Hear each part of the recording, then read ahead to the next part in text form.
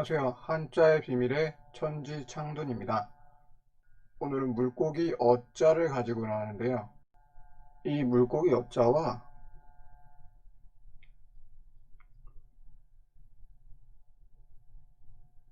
양양자,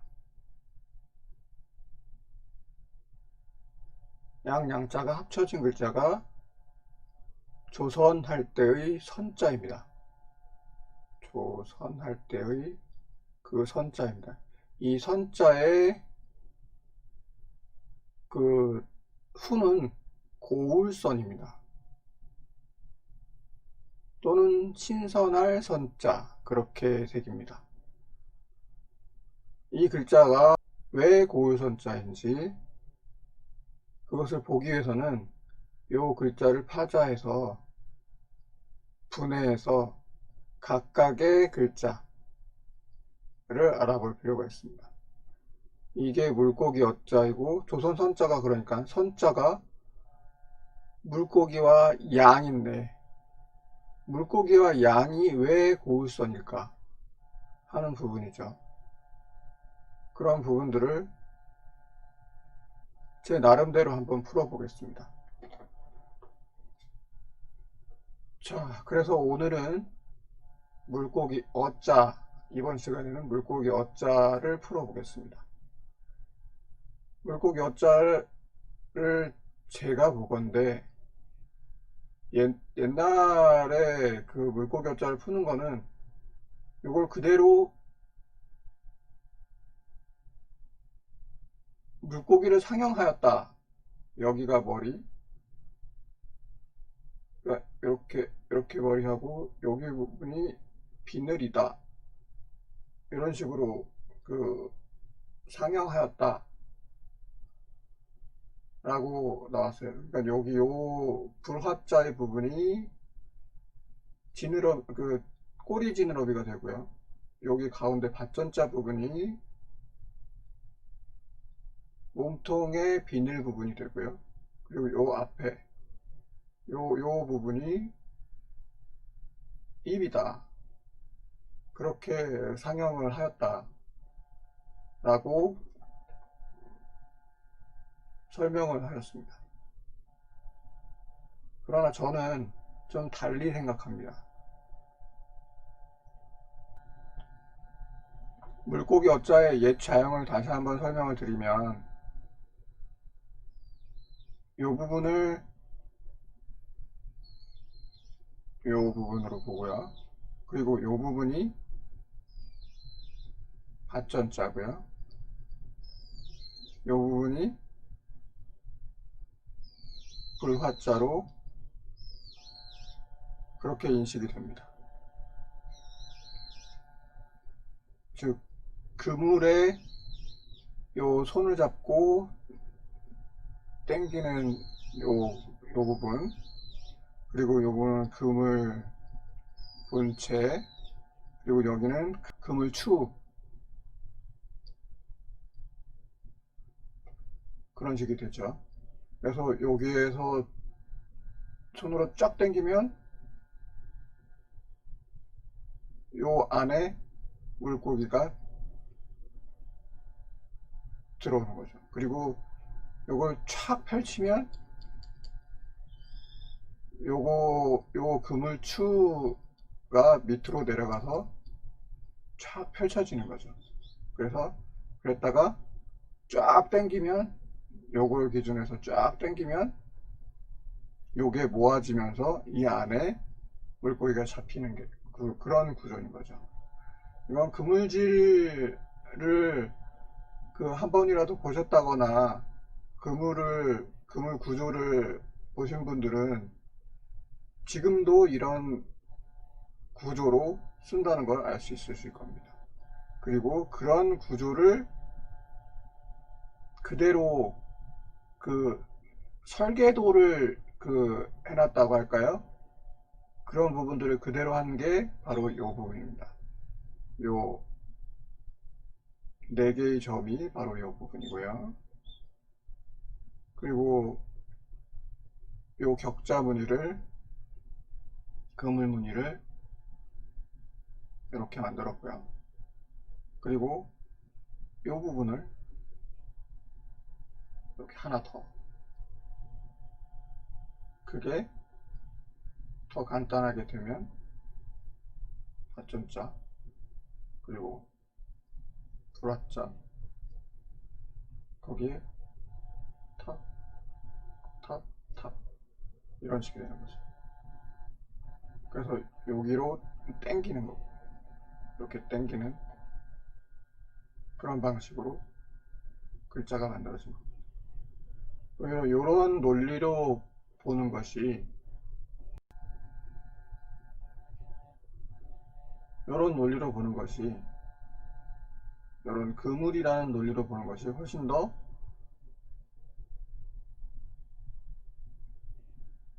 자형을 추정하는데 더 맞는 방법이 아닌가. 즉, 이걸 물고기 자체의 상형이 아니라 물고기 잡는 도구라는 측면에서 바라봤다 라는 것을 저는 제안을 드리는 겁니다. 기본적으로 고대인들은 다이렉트로, 그러니까 그 직접적으로 상형하는 부분은 취하지 않았습니다. 그것을 상형 표현을 해서 의미를 가지고 있어야만 그 부분을 그대로 상형을 했습니다.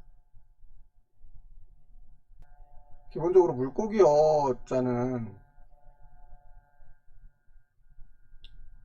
도구를 그림을 그려서 그것으로 잡는 것을 표현한 겁니다. 되게 고대인들은 도구를 주로, 사람이 가지고 있는 운명적인 도구를 가지고 어떤 걸 표현하는 걸 즐겼습니다. 왜냐하면 이 글자를 가리키면서, 뒷세대한테 그 글자를 가리키면서 그 글자에 담겨 있는 어떤 문명적인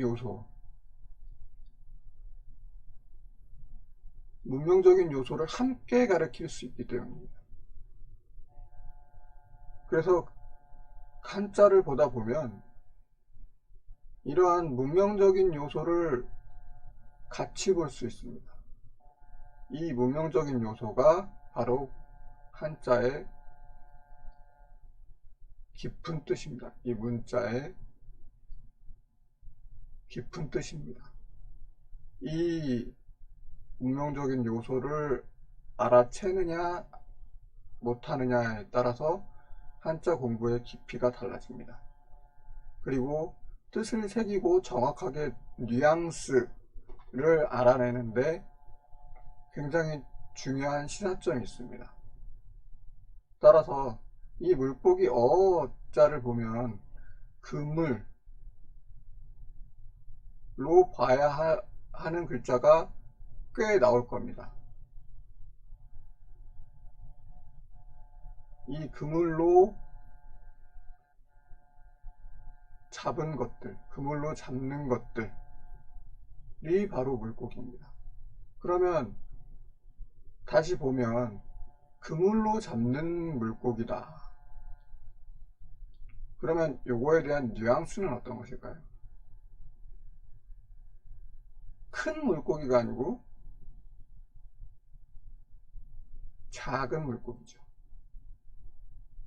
그렇지만 수량이 많은 물고기요. 수량 많은 작은 물고기를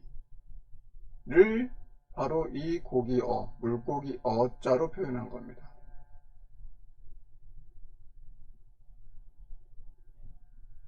그러면 큰 물고기는요? 큰 물고기는 요겁니다. 제가 보건대 요 글자가 큰 물고기를 가리키는 겁니다. 특히 요 부분이요.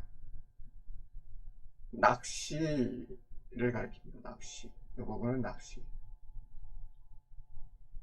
요 벌레 충자를 가지고 또 설명할 기회가 있겠지만 어쨌든 요거는 큰 물고기, 물고기 어에 비해서 큰 물고기를 가리킵니다.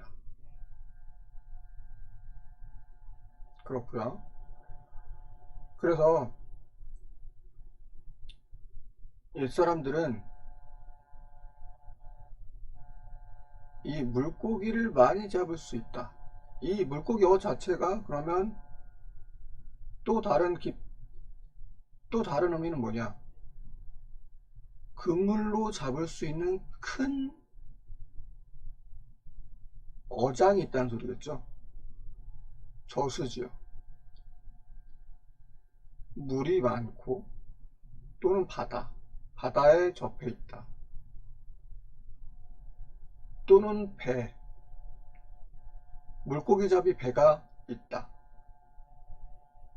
그러면 요 그물로 인해서 만들어지는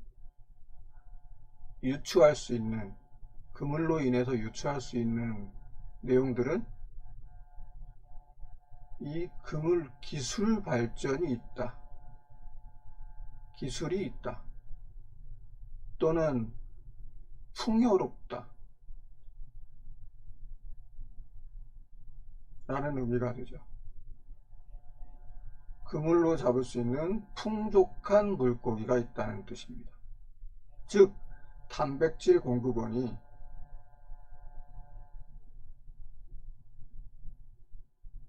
풍부하다.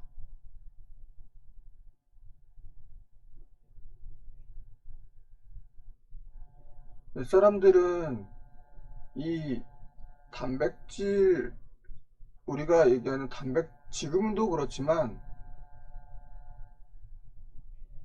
지금도 그렇지만 단백질 공급원, 요게 사실은 죽고 사는 문제였을 겁니다. 단백질을 어떻게 공급받을 수 있는가. 요게 문명 발달의 척도, 요 단백질을 어떤 방식으로 공급받는가 하는 게 문명 발달, 그 지역에 사람이 많이 살 수 있느냐 없느냐는 요 단백질 공급원을 그 지역에서 가깝게 또는 쉽게 공급할 수 있느냐 없느냐에 따라서 그 지역이 수도가 되고 또 경제 중심지가 되고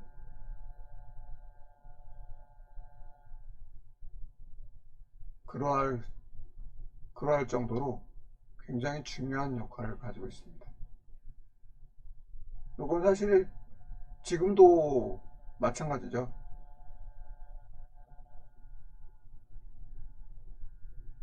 그래서 다시 이제 정리를 하면 요 물고기 어자는 그물이고, 그물로 잡는 물고기고, 풍족한 물고기고, 그래서 풍요롭다 또는 먹을 게 많다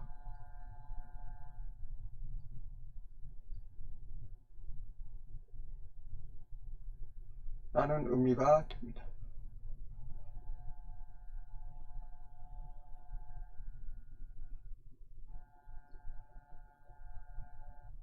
다음 시간에는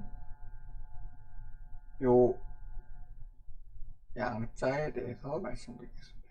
양자가 또 어떤 식의 다른 깊은 의미를 가지고 있는가 하는 부분을 말씀드리겠습니다. 오늘은 여기까지 하겠습니다.